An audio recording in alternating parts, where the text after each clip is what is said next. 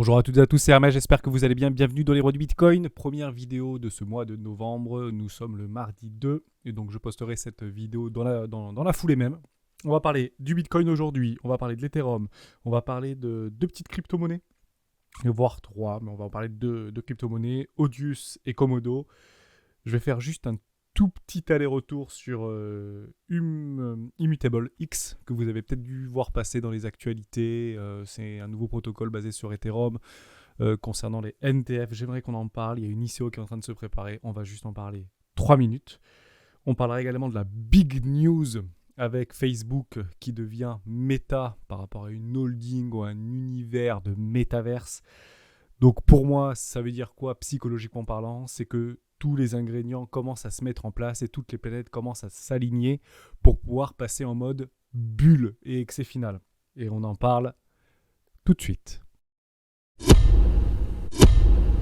Mais avant de commencer, je vous invite à rejoindre le Discord des rois du marché. Vous y trouverez à l'intérieur une documentation d'une stratégie des 4 rois que j'utilise moi depuis plusieurs années et qui m'apporte de très bons résultats sur le moyen et long terme au niveau de mon retour sur investissement. C'est complètement gratuit, c'est un petit Google Doc sur une dizaine de pages, n'hésitez pas à aller le récupérer. Et on parle du Bitcoin tout de suite. Très intéressant le Bitcoin. Donc toujours dans son range, hein, on est en train de titiller les précédents tops de marché. Donc on le voit très très bien ici. Hein. Donc tant que ça tient, l'objectif c'est quoi, hein? C'est d'aller faire des plus hauts. Hein. D'accord. On est vraiment sur cette ligne-là des précédents tops de marché. On est au-dessus, hein, très largement. Hein. On est vraiment ici dans le haut du panier. Qu'est-ce que ça signifie? Continuation haussière, retracement? On ne sait pas, on n'en sait rien. En tout cas, ce qu'on peut voir assez facilement, c'est que nous sommes dans un range.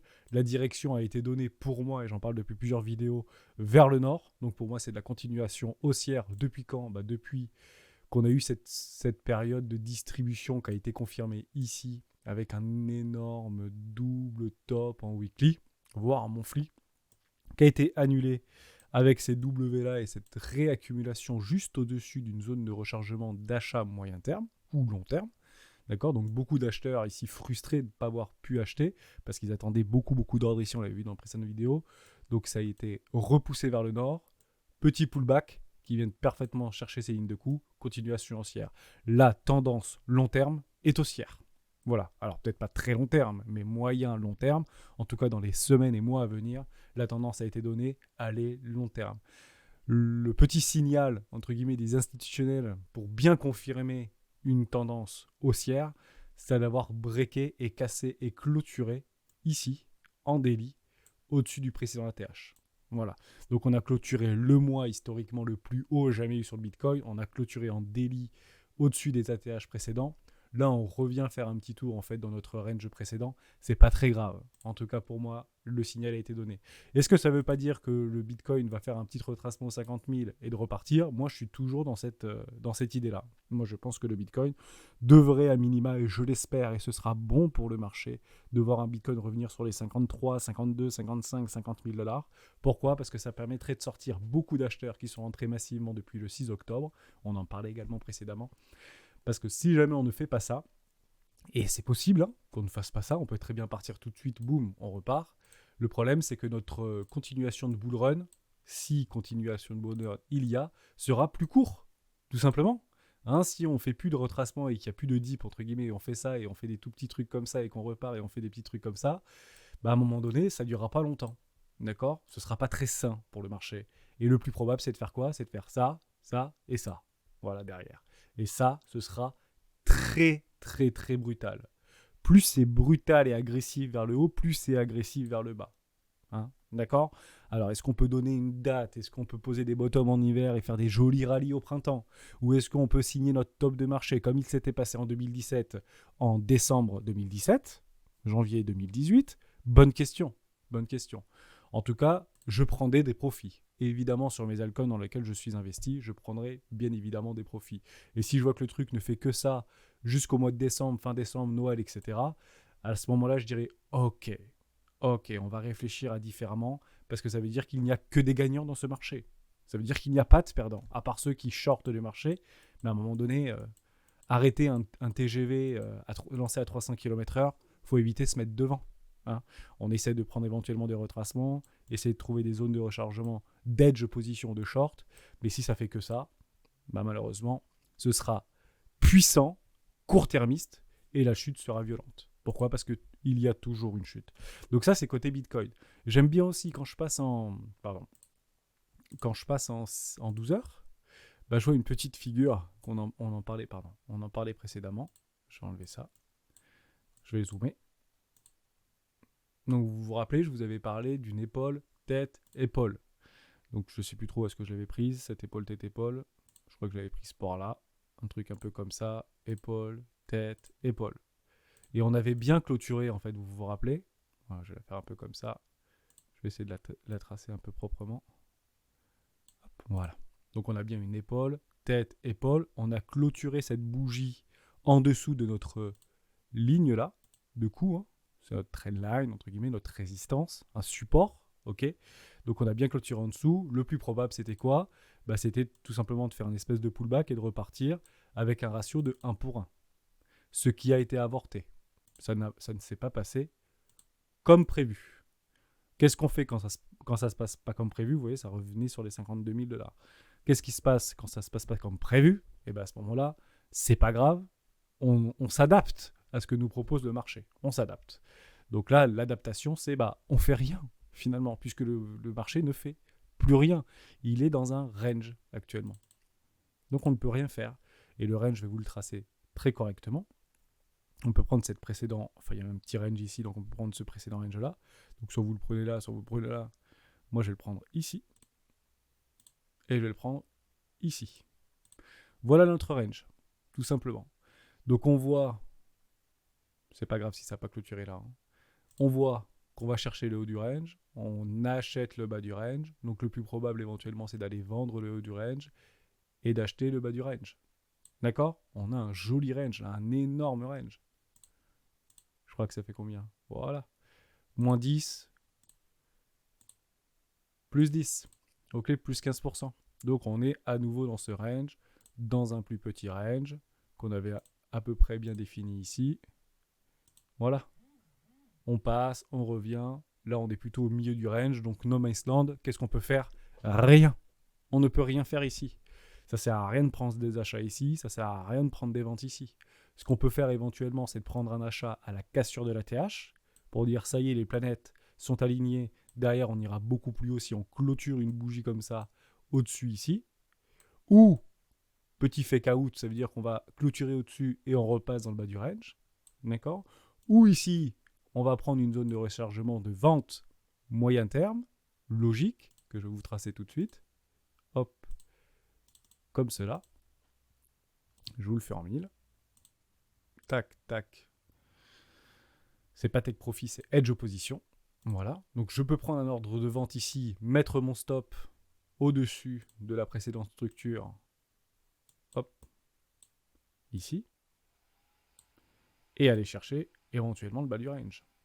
D'accord ? Quelque chose comme ça, avec un ratio de 1 pour 1, 2 pour 1, 3 pour 1. Voire plus bas, jusqu'aux 50 000 $.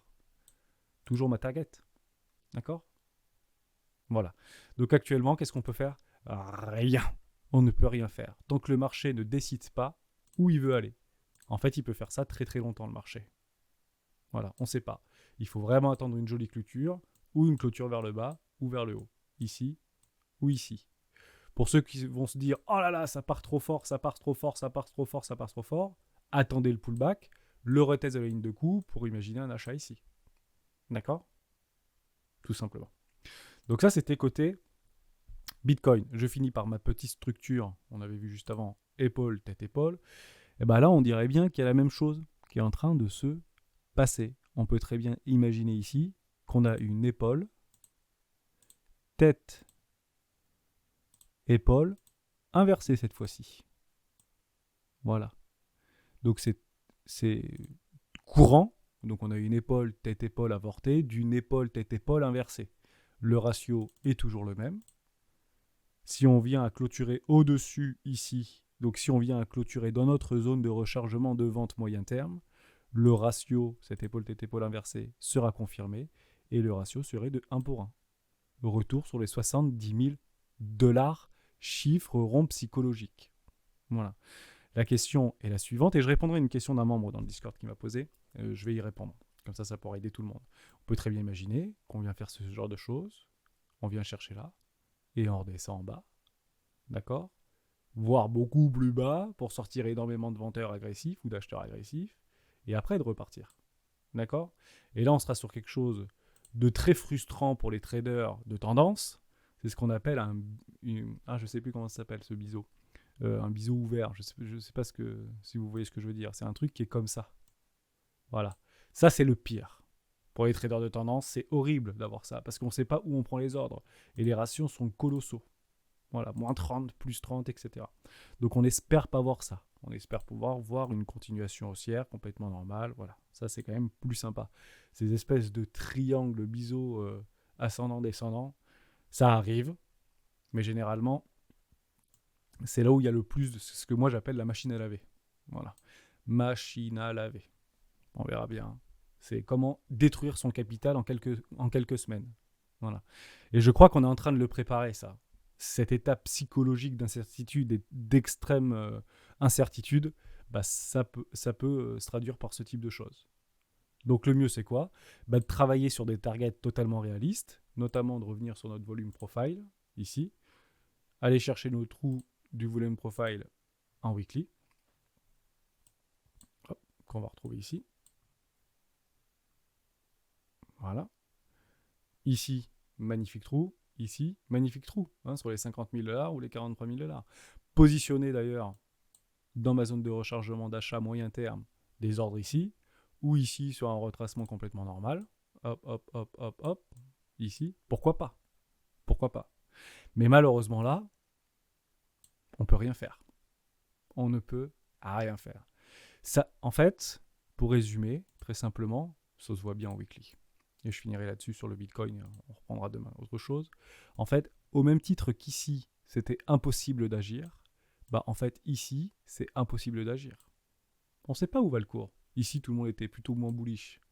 Bon, derrière, ça fait tac, tac, tac. Ce type de choses est complètement réaliste ici, d'accord ? Complètement réaliste. Alors, est-ce qu'on peut éventuellement initier ou décider ou mettre les probabilités de notre côté ? On voit que la dynamique et que notre momentum est toujours extrêmement haussier ici, depuis la confirmation de ce double bottom sur le MACD. Donc, dynamique haussière, là, il n'y a aucun doute. Le prix est haussier. On est dans une situation de surachat au niveau de notre RSI. Est-ce que ça peut continuer ? Oui, pendant très, très, très longtemps. D'accord ? Les volumes toujours un petit peu décroissants, mais l'OBV reste croissant. Donc ça, c'est plutôt positif. Donc est-ce qu'on peut faire des continuations haussières avec des dips qui sont extrêmement faibles ? Oui, tout à fait. Je reviendrai à une question et je reviendrai sur le Bitcoin à la fin. Je vais parler du métaverse. C'est très très intéressant le métaverse. Pourquoi ? Parce que ça me fait penser un petit peu, dans les années 95, j'étais très petit, mais ça me fait penser à ça au niveau de la psychologie des marchés, où à un moment donné toutes les entreprises qui avaient un pied de près ou de loin dans Internet voyaient ces valorisations exploser. Et je suis tombé là-dessus, j'ai vu quelqu'un poster ça sur Twitter, c'est le Metaverse Market Map, et on est en train de reproduire le même schéma psychologique de savoir quelles sont aujourd'hui les entreprises qui peuvent potentiellement avoir un impact significatif ou non sur le métaverse. Métaverse qui a été, entre guillemets, initié depuis plusieurs mois, voire plusieurs années maintenant, avec des jeux, avec la VR, avec PlayStation, et là Facebook, avec son aura qu'il a au niveau mondial, c'est 2,5 milliards, je crois, ou 2,3 milliards d'utilisateurs actifs aujourd'hui dans le monde. Quand Facebook dit on s'appelle Meta, comme Metaverse, en fait, c'est des signes où les planètes vont s'aligner pour créer ces phénomènes de FOMO, en fait, et ces phénomènes de bulles, ou ces phénomènes d'excès sur les marchés, d'excès dans la psychologie, d'excès sur les jeux vidéo, d'excès sur tout ce que vous voulez. D'accord ? Ça tombe bien avec la pandémie mondiale, on a du temps à passer derrière nos écrans. parce qu'on commence à de moins en moins sortir et de plus en plus rester chez nous. Donc ce métaverse commence à se mettre en forme. Alors est-ce que ces entreprises n'ont pas été un petit peu pris de court avec la pandémie pour dire « Ouh là là, bah, si les gens ils sont vraiment derrière sur leur canapé, derrière leur téléphone ou derrière leur ordinateur, leur télé ou tout ce que vous voulez, bah, on va peut-être accélérer le mouvement. » Et ces phénomènes d'accélération, c'est un petit peu ce que j'ai ressenti par rapport à la bulle Internet des années entre 95 et 2000. Bon, est-ce que les planètes s'alignent pour envoyer Bitcoin in 250 000 euros ou dollars? Pourquoi pas? En tout cas, si vous commencez à avoir, dans ce qu'on voit sous les yeux, des entreprises qu'on ne connaît pas trop finalement, qui sont peut-être très connues, hein, mais moi je ne sais pas, moi Sky Movies, je ne sais pas trop ce que c'est. Il y a même Hasbro, non mais sans déconner, dans le métaverse, il y a Hasbro. Ok, j'étais pour les enfants, bon, bref, c'est pas grave. Dans l'idée, si vous voyez toutes ces valeurs boursières commencer à péter au plafond, là, à ce moment-là, il va falloir se dire, ok, on passe dans notre phénomène d'excès. Si tout commence à monter en même temps, les altcoins, le Bitcoin, l'Ethereum, tout ce que vous voulez dans le NTF, tout ce que vous voulez dans la DeFi, tout ce que vous voulez chez PlayStation, chez Microsoft, ça continue à monter, chez Google, chez Facebook, ça continue à monter, Amazon continue à monter parce qu'ils auront un pied de près ou de loin dans le métaverse. À ce moment-là, c'est qu'on est en train que les grosses institutions commencent à décharger et profitent en fait de cet effet d'annonce, cet effet de bulle pour décharger leur bague. Et ça finira mal. Pourquoi? Parce que ça finit toujours mal. Ok? Alors est-ce que ça veut dire qu'il ne faut pas investir dans le Bitcoin aujourd'hui? La réponse est non, vous pouvez très bien investir dans le Bitcoin aujourd'hui, il n'y a aucun problème. Par contre, partez du principe que le plus gros, entre guillemets, du mouvement et de l'incertitude est derrière nous. Voilà, aujourd'hui, on voit plutôt les planètes qui s'alignent. Et c'est pas quand les planètes s'alignent qu'il faut acheter. C'est plutôt quand les planètes s'alignent qu'il faut commencer à décharger, à se protéger et à prendre des profits. Voilà. Donc, il y a plein de petites assets, et on va parler juste après, qui sont encore très intéressantes, sur lesquelles on peut investir en utilisant la stratégie des 4 rois. Par contre, attention, pour moi, j'ai l'impression d'y être, on est en train d'aligner les planètes. Voilà, il n'y a plus aucune mauvaise nouvelle sur le Bitcoin, il n'y a plus aucune mauvaise nouvelle sur la blockchain. Là, c'est, voilà, je ne sais pas comment on dit ça, le magma institutionnel, politique, gouvernemental, bref, l'incertitude totale en train d'aligner les planètes pour dire, ok, l'excès final, et après on fera les comptes d'ici 1 ou 2 ans, ou 3 ans, ou 4 ans, pourquoi pas. D'accord? Donc ça, c'était la première chose. On revient très rapidement au niveau de notre order flow. Est-ce que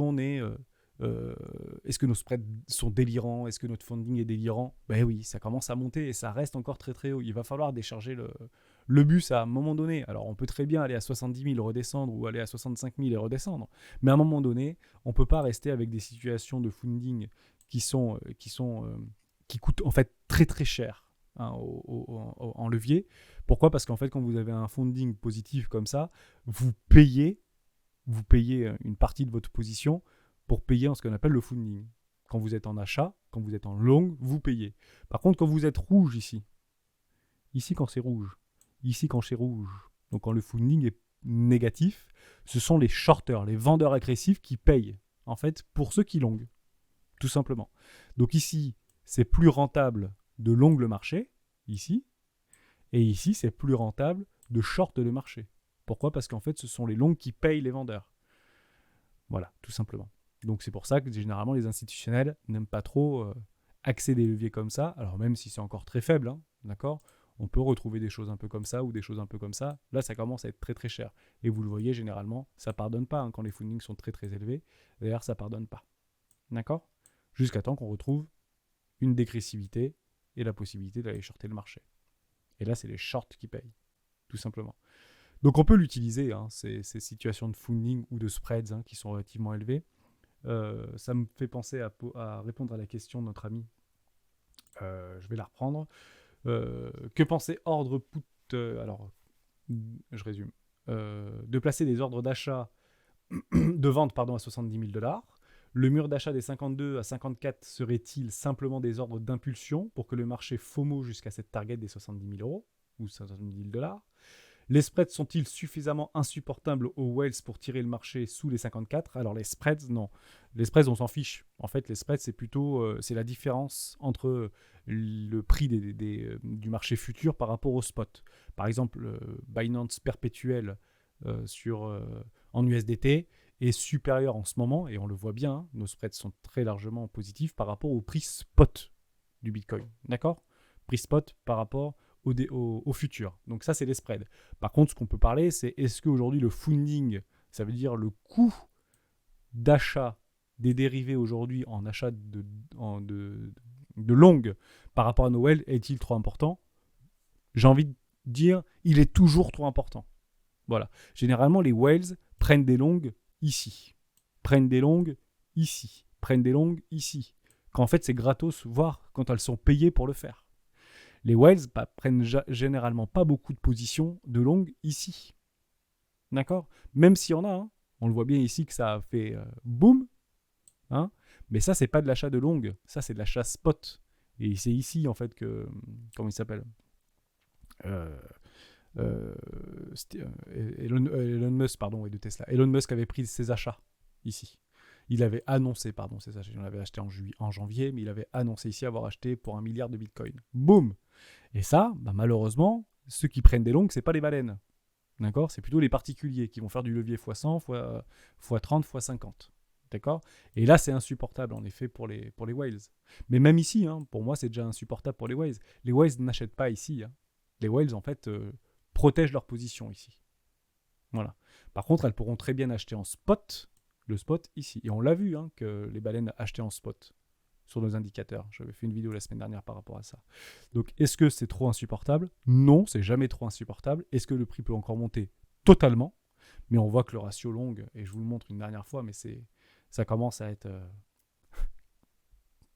insupportable, mais si, c'est totalement supportable. C'est que c'est rare quand on voit des comptes sur Binance, qui est pour moi l'exchange le plus liquide, là où il y a le plus de dérivés, qui est passé à 76 pour 23. Grosso modo, il y a quasiment 8 personnes sur 10 où leur compte sur Binance est en levier d'achat, tout simplement. Alors qu'il y a encore quelques semaines, on était à 50-50. Ok? Voilà, donc les mentalités se reversent. Là, les mentalités, c'est in the moon Bitcoin. Et ça peut être des indicateurs pour dire, attention, est-ce que ça ne va pas être un bon moment pour pouvoir décharger le train? Donc, ici, qu'est-ce qu'on fait? Rien, je vous l'ai dit précédemment, on ne peut rien faire à part d'avoir une cassure franche de l'ATH et une belle bougie pour essayer de prendre le wagon en forme de swing trader ou trader de tendance sur du moyen long terme. Pourquoi pas? Mais actuellement, vous pouvez très bien vous prendre du moins 30 ou du moins 20% dans les dents. Tout simplement. Ok? Donc en fait, on ne peut pas prédire le marché. On ne peut pas dire, bah, on n'a qu'à acheter maintenant et on revend à 70, comme ça il y aura assez de trucs pour racheter à 50, etc. Non, ça ne marche pas comme ça malheureusement. Ça ne marche pas comme ça. Ça peut très bien faire 50, 70, 100, comme 70, 80, 50, 100, etc. etc. Ou comme 63, 10. Hein. C'est totalement réaliste. D'accord? Mais à l'heure où je vous parle, malheureusement, bah, on n'a pas de direction. Nous sommes dans un range. Donc soit vous êtes un range trader, et on l'a vu juste avant, vous achetez le bas et vous vendez le haut, soit vous êtes un trader de continuation de tendance, et bien à ce moment-là, vous pouvez acheter la cassure ou la clôture au niveau des plus hauts dans la sortie de range, donc continuation de tendance haussière, soit racheter les retracements. Beaucoup rachèteront le retracement ici, je pense, hein, s'il arrive. Et s'il n'arrive pas, bah, ma foi, on achètera plus haut, ou ils achèteront plus haut. Ok, voilà, donc j'ai parlé de tout ça. Je passe sur deux petites crypto-monnaies que je voulais vous parler. Un, Komodo, qui est très très intéressant pour moi, du moins. Alors, je suis investi dans Komodo, d'accord? Et il est très intéressant ce Komodo. Je ne vais pas aller là. Je ne vais pas prendre celui-là, je vais prendre l'USD. Donc ça fait longtemps qu'il est très très bien en fait, Komodo. Je suis en weekly, d'accord? J'aime beaucoup la charte. C'est pas une grosse cap, hein, 150 millions de capitalisation. Bon, j'ai tracé mes zones, etc. Est-ce que ça aurait été intéressant d'acheter ici? Oui. Derrière, les institutions lui ont pris leur profit. Le truc, il latéralise depuis plusieurs années maintenant. Bon, est-ce que ça a de l'avenir? Est-ce que ça n'a pas d'avenir? J'en sais rien. En tout cas, il est dans ma première classe. Je vois que ça sort de son enfoncement de survente ici. Les volumes sont de plus en plus croissants. D'accord? Par rapport à avant, hein, je parle. Hein, d'accord? On voit que les volumes sont croissants. Modo BV est croissant. Est-ce que ma dynamique est devenue complètement haussière? Oui, c'est pour ça que je vous en parle, au niveau de mon MACD, et j'adore quand ça fait ça. Je vous le dis franchement, je suis très friand de quand mon MACD fait ça, fait le petit cross des zéros là, et revient pour clôturer. Ah ouais, ça c'est bien. Donc là, dynamique long terme sur mon MACD, en weekly, totalement bullish. Mon signal, il est là. Est-ce que je peux... Mince, je voulais pas effacer. Voilà. Est-ce que je peux prendre un ordre ici? Complètement, je suis dans ma première classe. Pour les plus patients, ils peuvent très bien attendre, mais bon, il faudra attendre la clôture de la bougie par rapport à cette dernière mèche ici, même si on peut prendre ici un petit ordre. Mais bon, pour moi, c'est bon. Moi, je suis dedans, donc je suis rentré un petit peu avant, sur les 0,66, 0,70, ici, parce que j'avais un petit W en dessous, mais qui n'avait pas cassé mes précédents lots. J'ai pas pris une très grosse position ici, d'accord? Mais j'ai pris suffisamment pour pouvoir commencer déjà à récupérer un double. Est-ce que j'ai récupéré mon argent? Est-ce que j'aurais pu ou pas récupérer mes 110%? Oui, j'aurais pu, mais je ne l'ai pas fait. Voilà, je ne l'ai pas fait. J'attendrai, vous allez rigoler, j'attendrai mon premier arrêt. Voilà, la position que j'ai prise sur Komodo ici, et ben j'attendrai, en fait, ici, pour récupérer 50% de ma position. Alors pourquoi ici? Parce que j'y crois, ce truc, tout simplement. Donc c'est mon avis. Donc pour moi, mon roi de carreau, vous vous rappelez, roi de trèfle, là j'ai mes W en weekly, d'accord, mes double bonhomme weekly, et j'attendrai pour prendre ma première position, ici sur mon premier arrêt, sur les 0,60, sur les $7, je crois que j'ai mis $7,40, ici. Donc ça fait une belle plus-value, d'accord, mais j'ai pris une toute petite position, ok, moins de 1% de mon capital, là-dessus. Mais j'y crois, voilà, je pense que ça peut faire un petit x10 à la fin de ce bull run. À ce moment-là, je revendrai, ici, une position, d'accord. Et si le truc continue à latéraliser, c'est pas grave, je l'oublie. Mais en tout cas, j'ai l'impression que ce truc peut faire des nouveaux plus hauts. Voilà. J'y crois en ce truc-là. Voilà, une petite interop. Ça marche bien, il n'a jamais cassé ses précédents lows, sauf ici, lors du crack Covid. C'est ultra croissant, ultra bullish. Pour moi, il y a énormément de personnes qui accumulent sur ce marché-là. Ça peut faire des... Alors, je ne dis pas que ça va faire du Solana ou quelque chose comme ça, mais voilà. Je me dis que c'est comme du ADA. Personne n'y croyait. Le machin, il fait des fois 10, des fois 5000%. J'y crois pas mal. Je finis, dernière toute petite chose, pour finir cette vidéo sur Immutable X. Où est-ce que c'était? Je sais plus, voilà, c'est ça. Donc il y a l'ICO, j'en parle pas, d'accord? C'est juste comme ça pour vous alerter. Si vous le voyez passer et que vous êtes un peu hypé par Immutable X. Qu'est-ce qu'on aime bien, nous, chez les rois? Chez les rois du Bitcoin et les rois du marché, très simple, on aime bien quand ça prend une petite dérouillée dans la tête quand c'est listé. Donc on va attendre que c'est listé. Est-ce qu'on peut participer à l'ICO? Si vous y croyez, si vous avez votre frère, votre cousin ou un ami qui travaille là-dedans et qui y croit dur comme fer, parce qu'il y travaille et vous avez vraiment des billes ou des informations que très très peu de personnes sur la planète peuvent avoir, je dis pourquoi pas. Si c'est pas le cas, attendez. Ce que moi j'aime bien attendre, par exemple, c'est quand ça prend des petites dérouillées un peu sympas. Et je peux prendre n'importe quoi. Je vais prendre Audius, par exemple, Audius que j'adore aussi. Audius, c'est un peu le streaming de la blockchain. Donc, on va se prendre du hall. Le machin, quand ça a été listé, hop, on va aller très très loin derrière. Audius, probablement la hype, etc. Ça a été listé à $20, à 20 centimes de dollars. D'ailleurs, on se prend notre dérouille. Boum! Voilà. On se prend un petit moins 88% là. Ça fait du bien aux dents. D'accord? Donc, est-ce que ça peut partir in the moon? Parce qu'en ce moment, c'est pour Immutables, je crois que c'est pour pouvoir recréer un truc sur les NTF, etc. Ou mieux faire communiquer les trucs. Ok, super. En plus, le mec qui crée ça, c'est pas la moitié d'une bille. Le mec est bon. Apparemment, il avait déjà bossé dans Ethereum. Il avait déjà monté des boîtes, et notamment dans les NTF qui avaient explosé. Bon, toutes les planètes sont alignées pour que ça marche, son truc. Mais par contre, je pense que la loi du marché est impénétrable, comme on dit, entre guillemets. Je pense qu'il se prendra sa dérouillée du début. Et en fait, ils se la prennent tous. Même si on a un biais psychologique pour dire « Ouais, mais les NTF, c'est trop la hype, c'est trop la hype, c'est trop la hype. » Ok, d'accord, prenez Uni, par exemple. Uniswap, quand c'est arrivé, c'était la hype de la DeFi. Mais vraiment la hype. Le machin, il avait balancé $1400 en airdrop. C'était génial, ce truc. Bon, est-ce qu'il a pris sa petite dérouillée du début? Évidemment qu'il a pris sa dérouillée du début. Puisqu'ils apprennent, 95% du temps, ils se prennent leur moins 50% dans la gencive. Je crois que ça a été listé vers les... Je crois qu'on pouvait dès le début en avoir pour les $3, à peu près, ou $2,05, je sais plus. Bon, le machin, il est descendu à $1. 1 ou $2, donc il a pris ses moins 60% ou ses moins 50% dans les dents. Voilà, donc c'était juste pour faire un petit disclaimer. Attention, voilà, une petite vigilance. Si vous êtes hypé par des ICO qui arrivent sur les NTF, etc., je ne le dirai jamais assez souvent, si ce truc a de l'avenir, vous pourrez toujours le payer moitié moins cher. Voilà, en tout cas dans 95% du temps, C'est ce qui se passe. Mais c'est notre psychologie, en fait, qui nous force à acheter parce que on le voit de plus en plus passer sur des réseaux, parce que je vois plein de notifications arriver sur mon téléphone. C'est normal. C'est Google qui vous envoie des push parce qu'ils ont tous vos cookies, etc. dans votre téléphone. Et ils vous poussent, en fait, pour faire du clic, ce qui vous intéresse à un moment donné. D'accord? Mais vous n'êtes pas très nombreux, en fait, à voir ça. En tout cas, les gros qui ont déjà acheté, je vous garantis qu'ils vont take profit dès que ce machin va prendre 200% dans les premières minutes. Et s'il prend 200%, ça va take profit sévère. D'accord? Il y a des gens qui sont pas là pour rigoler. Il y en a des gens qui sont pas là pour holder Bitcoin à 1 million. Il y a des gens qui sont là pour faire de l'argent. Et là-dessus, ils peuvent faire beaucoup d'argent. Et là où ils vont racheter, ces gens-là, bah, c'est là-dedans. Tout simplement. Après, je dis pas que ce truc va pas faire 30, 100, 150 dollars, 20 000 milliards ou 20 milliards de capitalisation. Je dis pas le contraire. Voilà, juste une petite vigilance. En tout cas, ce truc a l'air intéressant. Donc, je noterai cette vidéo dans un coin de ma tête. Et je dirais, bah tiens, quand il sera listé sur quelques exchanges, bah à ce moment-là, on regardera si ça prend sa dérouillée normale et est-ce qu'il y aura éventuellement des possibilités pour essayer d'accumuler si on voit une période d'accumulation vis-à-vis des whales, des baleines, des big boys, pourquoi pas se positionner là-dedans. Merci à toutes et à tous d'avoir suivi cette vidéo jusqu'au bout. On se retrouve demain dans les rois du Bitcoin. Ciao!